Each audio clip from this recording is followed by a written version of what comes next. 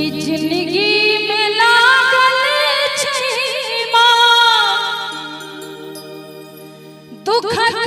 पथार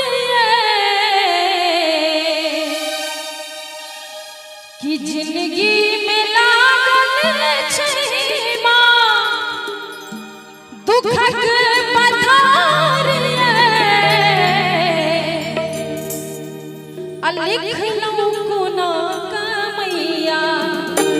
जेना कि सब गोटे जानै छियै कोरोना महामारी कतेक गंभीर रूप ले रहल यऽ ताहि दुआरे मैया से कहबै कि लिखलौं कोना कमैया